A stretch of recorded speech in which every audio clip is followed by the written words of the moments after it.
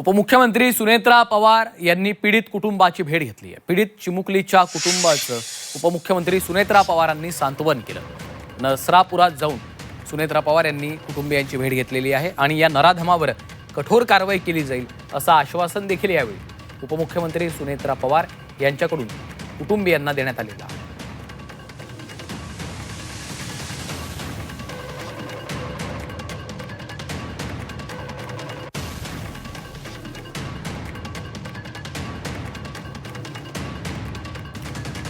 उपमुख्यमंत्री सुनेत्रा पवार यांनी पीडित कुटुंबाची भेट घेतलेली आहे।